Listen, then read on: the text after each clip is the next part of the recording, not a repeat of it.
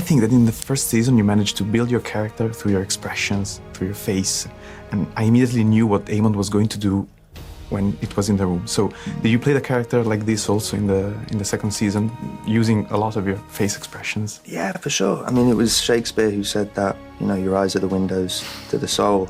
And so I thought, you know, what does it mean to only have one of them? And in the other eye socket, you've got a sapphire gemstone. I was like, okay, how do you compensate? Is it through physicality? And I took inspiration from 80s horror icons, you know, in Michael Myers and Jason Voorhees, you know, characters who don't necessarily say a lot, but just through their physicality, the way they walk. They always walk so slow, yet they always catch up with Jamie Lee Curtis. That idea of inevitability. And yeah, it all kind of informs your character, and it's certainly one of the best parts of the job is, you know, with that lone eye flickering, just watching, sitting back. Although Aemond's smiling, he might not necessarily be happy. Yeah, because every time you linger or you look at someone and you think, okay, he's going to say something, he's going to do something, and you can see it on your expression, you can see it on your face. And so did you have any other inspirations for the character? Because in the first season you came quite late in the season. So did you take any other inspirations for the second? Because you have more screen time, of course. Yeah, I took inspiration from a multitude of things. I found something interesting in like Kirk Douglas in Vikings, Michael Fassbender in Prometheus, Peter O'Toole in Lawrence of Arabia. You know, characters who kind of possess a tremendous power.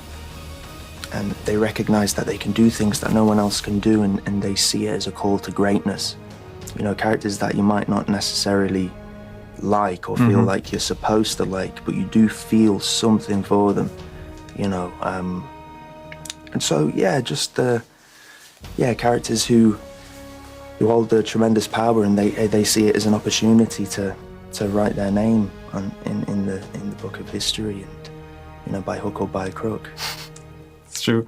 And since we live in a world full of spoilers, and do you ever take a peek of what is going to happen? Because everything is written in this story. So, or do you ever take a peek, or do you just stick to the script? I do. I picked up. I think it was the first thing I did when I found out I landed the role. I was like, okay, buy the book. Okay. And but I did. I read it up to a certain point. I've read the book up to where season 2 ends for us.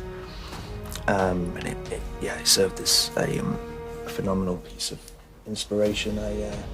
It was very much my show bible on this job, but also Ryan Condal. You know, every chance I got to sit down with him, it was just all these morsels of information. He kind of told me the beginning, middle, and end of my character, and it's nice to find out what the middle bits are, you know, the juicy bits, which I find fascinating.